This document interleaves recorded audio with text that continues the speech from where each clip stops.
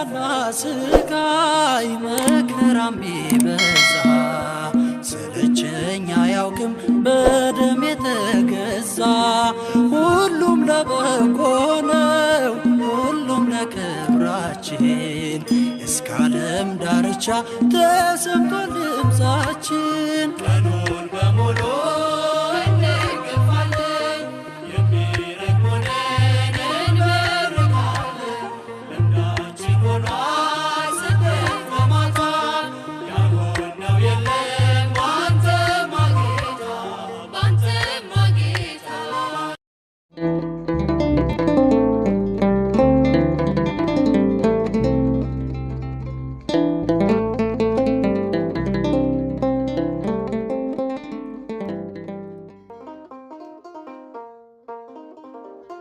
መድኃኔ ዓለም ኢየሱስ ክርስቶስ በ30 ዘመኑ በማየ ዮርዳኖስ በዕደ ዮሐንስ ተጠምቆ 40 ቀንና ሌሊት በገዳመ ቆሮንጦስ ከጾመ ከጸለየ በኋላ የማስተማር ሥራውን ሲጀምር አስቀድሞ ያደረገው ነገር ቢኖር ቃሉን ተምረው ሰምተው ተአምራቱን አይተው ዳስሰው በዓለም ዞረው ወንጌልን የሚሰብኩ ደቀ መዛሙርቱን መምረጥ ነበር።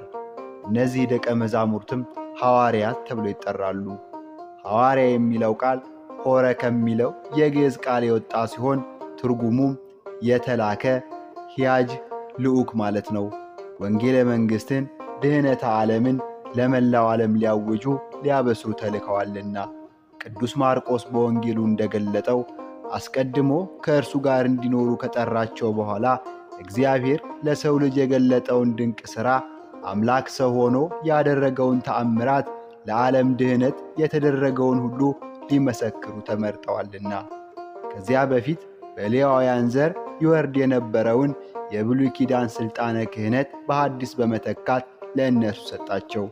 እነርሱም ጌታችን እንዳስተማራቸውና ቃል ኪዳንም እንደገባላቸው ለተከታዮቻቸው ይህንን ሥልጣን በአንብሮተ እድና በንፍሐት በመሾም አስተላለፉ።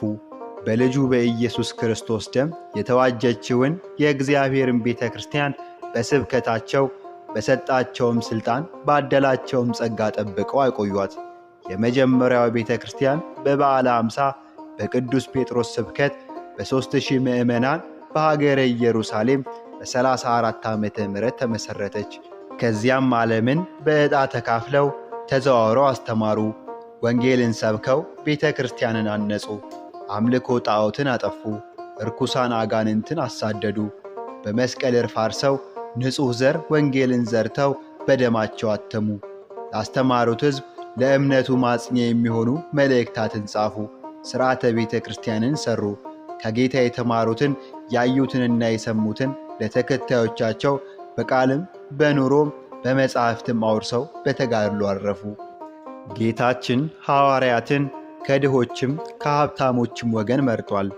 እነ ቅዱስ ጴጥሮስን የመሰሉ ድሃ ዓሣ አጥማጆችን ሲጠራ እነ ቅዱስ ማቴዎስን የመሰሉ በቀረጥ ብር የከበሩትንም አልተዋቸውም። ሁሉም በእግዚአብሔር ዘንድ እኩል ናቸውና፣ ደግሞም ሁሉም ያላቸውን ትተው ተከትለውታልና። ጌታችን ከተማሩትም ከመሃይምናኑም ጠርቷቸዋል። ዮሐንስንና ያዕቆብን ጌታ የጠራቸው ከአባታቸው ጋር ሆነው ዓሣ ሲያጠምዱ ነው። ሌላ ትምህርትም አልነበራቸውም። ነገር ግን አልናቃቸውም። ምሁረ ኦሪት የነበረውንም ናትናኤልንም ጠርቶታል፣ አልተወውም። የቀናተኞች አይሁድ ወገን በመሆኑ በዚያን ዘመን ሮማውያንን ለማስወጣት ውስጥ ውስጡን በምድረ ፍልስጤም ይካሄድ በነበረው ዓመፅ ተካፋይ የነበረውን ስምዖንንም ከዚያ ግርግር አውጥቶ የሰላምና የጸጥታ ወደብ ወደ ሆነው ወደ እርሱ ወስዶታል።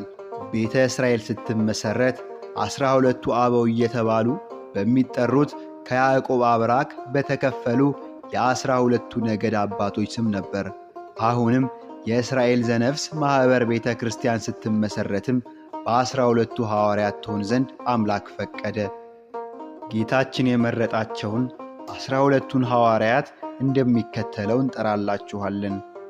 አንደኛ ቅዱስ ጴጥሮስ፣ ሁለተኛ ቅዱስ እንድርያስ፣ ሦስተኛ ቅዱስ ያዕቆብ፣ አራተኛ ቅዱስ ዮሐንስ፣ አምስተኛ ቅዱስ ፊልጶስ፣ 6ኛ ቅዱስ በርተለሜዎስ፣ 7ኛ ቅዱስ ማቴዎስ፣ 8ኛ ቅዱስ ቶማስ፣ 9ኛ ቅዱስ ያዕቆብ ወልደ እልፍዮስ፣ 10ኛ ቅዱስ ታዲዮስ፣ 11ኛ ቅዱስ ስምዖን ቀኖናዊ፣ 12ኛ የአስቆሮጡ ይሁዳ። ጌታችንና መድኃኒታችን ኢየሱስ ክርስቶስ በቂሳርያ ሐዋርያቱን እርሱን ማን እንደሚሉት በጠየቃቸው ጊዜ ቅዱስ ጴጥሮስ አንተ የሕያው እግዚአብሔር የባሕሪ ልጅ ነህ በማለት መልሶለታል። ጌታችንም መልሶ የዮና ልጅ ስምዖን ሆይ በሰማያት ያለው አባቴ እንጂ ሥጋና ደም ይህንን አልገለጠልህም ብሎ አንተ ብፁዕ ነህ፣ እኔም እልሃለሁ አንተ ዓለት ነህ፣ በዚህች ዓለት ላይም ቤተ ክርስቲያኔን እሠራለሁ፣ የገሃነም ደጆችም አይችሏትም። የመንግሥተ ሰማያትን መክፈቻ ቁልፍ እሰጥሃለሁ። በምድር የምታስረው በሰማይ የታሰረ ይሆናል፣ በምድር የፈታኸውም በሰማያት የተፈታ ይሆናል ብሎ ቃል ኪዳን ገባለት። ቅዱስ ጴጥሮስም ይህንን ለመባል ያበቃው የክርስትና እምነት መሠረት የሆነውን ምስጢረ ሥጋዌን በመመስከሩ ነው። የመንግሥተ ሰማያት መክፈቻ ቁልፍ የተባለውም ለሐዋርያት የተሰጠው ሥልጣነ ክህነት ነው። በምድር ያሰሩት የሚለው ጠላት ዲያብሎስ አድሮበት ርትዕት የሆነችውን ሃይማኖት ሊያጣምም ሲሞክር በስንዴው አዝመራ እንክርዳድን ሲዘራ ተገኝቶ አውግዘው የለዩት መናፍቅ በሰማይም የታሰረ የተለየ የተወገዘ ይሆናል ሲል ነው። በምድር የፈታኸው ሲል ደግሞ ዓለም በበደልና በኀጢአት የታሰረ ነውና የኀጢአትን ገመድ በወንጌል ሰይፋቸው በጣጥሰው በንስሐ ከኀጢአት እስራት ቢፈቱት በሰማያት ካለው ፍርድ ነፃም የወጣ ይሆናል ሲል ነው።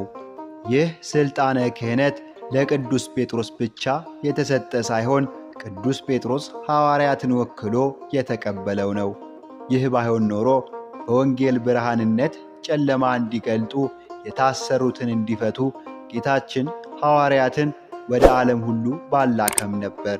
ይህንንም ሲያረጋግጥልን ጌታችን ለሐዋርያት የመንፈስ ቅዱስን ሀብት ባደለበት ሥልጣነ ክህነትን ሲሰጣቸው እፍ አለባቸውና መንፈስ ቅዱስን ተቀበሉ።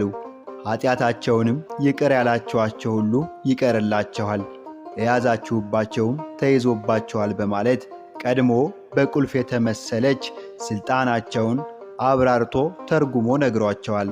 የዮሐንስ ወንጌል ምዕራፍ 20 ከቁጥር 22። ይህም ሥልጣን በአንብሮተ እድ ለቤተ ክርስቲያን ካህናት ተላልፏል፣ ይተላለፋልም። ሐዋርያው ቅዱስ ጳውሎስ እንኳን ከተጠመቀ በኋላ ይህንን ሀብት በአንብሮተ እድ አግኝቷል። የሐዋርያት ሥራ ምዕራፍ 9 ከቁጥር 12። እርሱም በፈንታው እነ ቅዱስ ጢሞቴዎስንና ቲቶን በዚሁ ሥልጣን ሾሟቸዋል። የመንፈስ ቅዱስ ልጁን ጢሞቴዎስን በማንም ላይ ፈጥነህ እጅህን አትጫን በማለት ያዘዘው ይህንን ሥልጣነ ክህነት ለእግዚአብሔር ቤት አገልግሎት ለተመረጡ ራሳቸውንም ወደው ፈቅደው ለለዩ ለምእመናን አባት መሪ መሆን ለሚችሉ ብቻ መሰጠት ስላለበት ነው።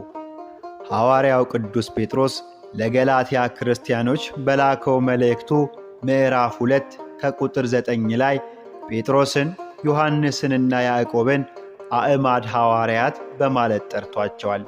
ይህም ስም ሊሰጣቸው የቻለበት አብይ ምክንያት የኢየሩሳሌምን ቤተ ክርስቲያን በዋናነት ሲያስተባብሩ ስለነበር ነው። ከዚህም በተጨማሪ እነዚህ ሦስቱ ሐዋርያት የምስጢር ሐዋርያት እየተባሉም ይጠራሉ።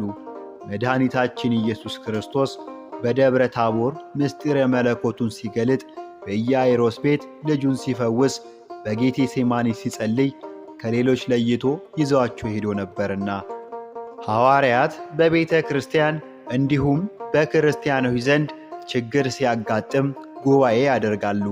ይህም ጉባኤ ሲኖዶስ ይባላል። የመጀመሪያ የሐዋርያት ሲኖዶስ የተደረገው በ50 ዓመተ ምህረት አካባቢ በኢየሩሳሌም ሲሆን ለጉባኤው መደረግ ምክንያት የነበረው በአንጾኪያ ቤተ ክርስቲያን ከአይሁድ ከተመለሱትና ከአረማዊነት በተመለሱት መካከል የተነሳውን ክርክር ለመፍታት ነበር። ዛሬም ቅድስት ቤተ ክርስቲያናችን በዓመት 2 ጊዜ የሊቃነ ጳጳሳት ሲኖዶስ የምታደርገውም በዚሁ መሠረት ነው። ቅድስት ቤተ ክርስቲያናችንም የተሰበከችው በሐዋርያት በመሆኑ ትምህርተ ሐዋርያት ከክርስቶስ የተገኘ የቤተ ክርስቲያን እምነት መነሻ ነው። የሐዋርያት ትምህርት በዐይን ያዩት፣ በጆሮ የሰሙት፣ በእጅ የዳሰሱትና በኋላም በመንፈስ ቅዱስ የተረዱት ነውና እውነተኛነቱ የተረጋገጠ ነው። በመድኃኔ ዓለም ኢየሱስ ክርስቶስ ሂዱና አስተምህሩ ተብለው የታዘዙ ናቸውና መልእክተኝነታቸውም የታመነ ነው። የእነዚህን ሐዋርያት ትምህርት ቤተ ክርስቲያን አንደኛ በትውፊት ሁለተኛም በመጽሐፍት አግኝተዋለች። ሐዋርያው ቅዱስ ጳውሎስ በመልእክቱ ከእኔ የተማራችሁትንና የተቀበላችሁትን የሰማችሁትንም ያያችሁትንም እነዚህን አድርጉ በማለት እንደተናገረው ሐዋርያት ያስተማሩትን በመጽሐፍት ብቻ ሳይሆን ከኑሯቸው፣ ከተግባራቸው፣ ከገድላቸውና ከትሩፋታቸውም ጭምር በመሆኑ ቅድስት ቤተ ክርስቲያን በሐዋርያት ትውፊት ትጠቀምበታለች። የሐዋርያት እውነተኛ ትምህርት ቅድስት ቤተ ክርስቲያን ጠብቃ በመያዝ ለዓለም አበርክተዋለች። ሐዋርያት ወንጌልንና መልእክታትን የጻፉ ያስረከቧትም ለቤተ ክርስቲያን ነው። የሚገኘውም በቤተ ክርስቲያን ነው። የመጽሐፍ ቅዱስ ባለቤትም ቅድስት ቤተ ክርስቲያን ናት። ለቅድስት ቤተ ክርስቲያን የትምህርቷ የሥርዓቷና የሕጓ መሠረት መጽሐፍ ቅዱስ የሆነውም በዚሁ መሠረት ነው። አምላከ ቅዱሳን ልዑል እግዚአብሔር ከአባቶቻችን ከቅዱሳን ሐዋርያት ረድኤት በረከት ያሳትፈን። በጥላና ስቃይ መከራም ቢበዛ ሰለቸኝ አያውቅም በደም የተገዛ። ሁሉም ለበጎ ነው፣ ሁሉም ለክብራችን፣ እስከ ዓለም ዳርቻ ተሰምቶ ድምፃችን ቀኑን በሙሉ